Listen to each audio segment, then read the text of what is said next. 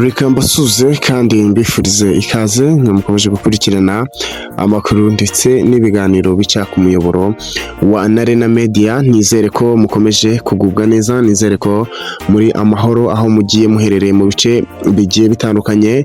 Murabizi twibanda ku ngingo ziri kugenda zivugwa cyane cyane hano iwacu mu karere. Hanyuma se ni ibiki biri kuhavugwa? Reka turebe.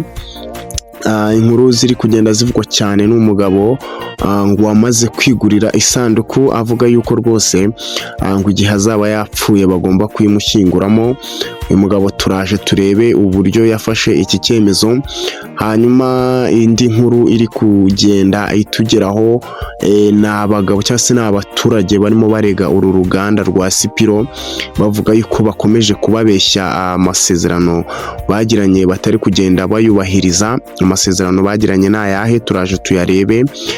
Andi makuru nayo ari kugenda atugeraho na makuru ari kugenda avugwa ko hano Dubai habera ikintu cy'ubusambanyi kiri hejuru. Ni ukubera iki ahantu hari kubera ibi bintu biri hejuru cyane gutya? Andi makuru ari kugenda tugeraho rero nayuko Perezida Paul Kagame yaba ari kwizihiza umunsi w'amavuko ku munsi w'ejo washize w'imyaka 68. Ni ibintu byiza cyane rero, kandi ni ibintu twishimira kubera ko yatugejeje kuri byinshi. Hanyuma rero tugarutse ku nkuru zacu mu buryo bugiye burambuye. Ni umusaza ngo amaze gufata icyemezo, avuga yuko mu by'ukuri akwiriye kwigurira isanduku. Nkuko mubibona yamaze kuyigura, avuga ati ngewe abantu bagomba kunshigura, ngewe namaze kubategura kandi bakwiye kunshingura bananywa. Naguze imyenda bagomba kunyambika, imyenda yarayiguze arayifite, isanduku yamaze kuyigurira yayitumijeho. Avuga ati ngewe nayipakije imodoka ndayizana. Hanyuma ikindi arimo agaragaza, abwira abaturage ababwira yuko igihe bazaba bari kumushyingura bakwiye kuzaba bamushyingura banywa agacupa. Ibyo byose ni ibintu yamaze gutegura. Hanyuma rero baragira bati se ko iyo umuntu yapfuye atagomba kuvuga batazi ikijya mbere, ugirwa n'ikintu uzagushyingura. Avuga ko nibaramuka batabikoze uko yabibabwiye nabo batazabaho. Mu by'ukuri ni umusaza utangaje hano rwose, uteye ufite ubwanwa bwinshi cyane, akomeza yitangariza arimo yinywera agacupa ngayo nguko. Hanyuma rero andi makuru ari kugenda hano avugwa ni uburyo ngo hano i Dubai hano rwose ngo habera ikintu kidasanzwe cy'ubusambanyi cyane. Hanyuma niki gituma ibi bintu bibaho mu rwego rwo hejuru? Ngo impamvu ya mbere ni uko ngo ubuzima bw'aha hantu muri iki gihugu burahenze cyane. Hanyuma rero ngo aba bakobwa bacu b'Abanyarwanda cyangwa se Abagande kazi ngo iyo bagezeyo ubuzima bwaho bitewe n'uburyo buhenze ngo ntabwo umuntu ashobora kuba yakwikodeshereza inzu ngo ayishobore wenyine.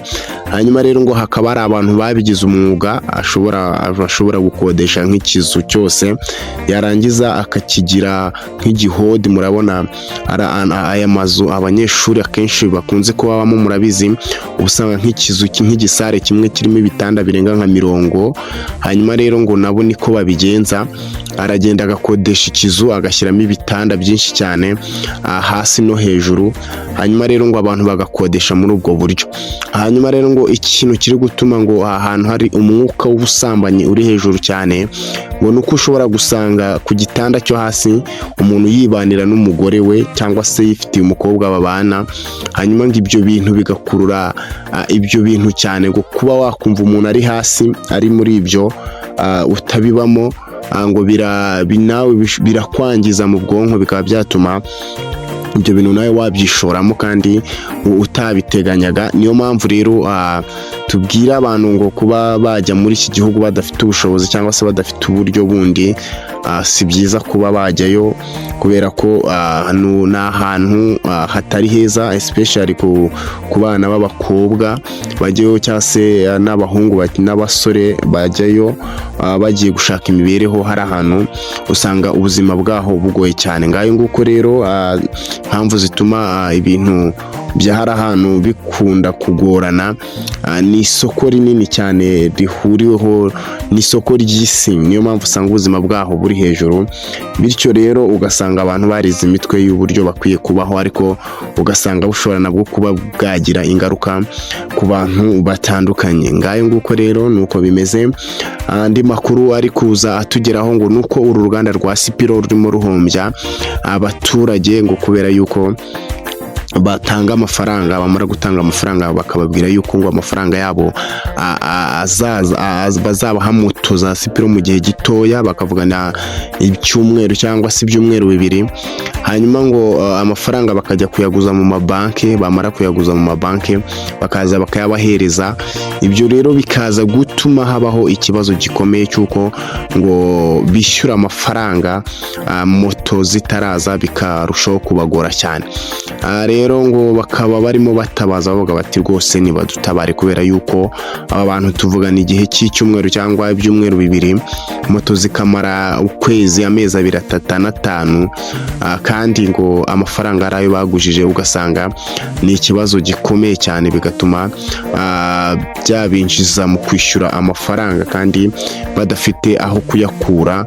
Ibyo rero bikaba byatuma baterezwa utwabo n'amabanki bagiye baguzamo. Urumva ni ibintu bitoroshye.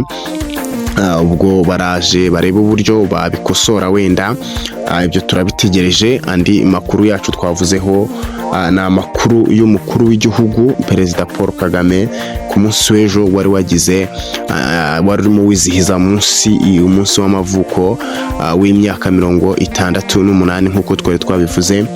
Ni urugendo rurerure, ariko dushimira leta y'u Rwanda mu by'ukuri ikomeje kugenda igaragariza abanyarwanda, ibereka ko iri mu ruhande rwabo. Rero turamushimiye, nakomeze gutera imbere, nakomeze akubwe neza.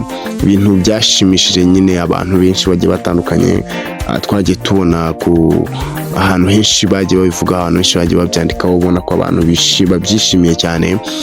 Byari ibintu rero byiza. Umusaza ugize imyaka 68 mu by'ukuri nakomeze akure agejuru, kandi nakomeze rwose akore, kubera ko imirimo ni myiza turabibona, nakomeze atera imbere. Ngayo nguko rero amakuru yari arimo akomeza kugenda atugeraho y'uyu munsi, nayo ngayo turakomeza tugenda tubashakira n'andi. Nimukomeze kugubwa neza.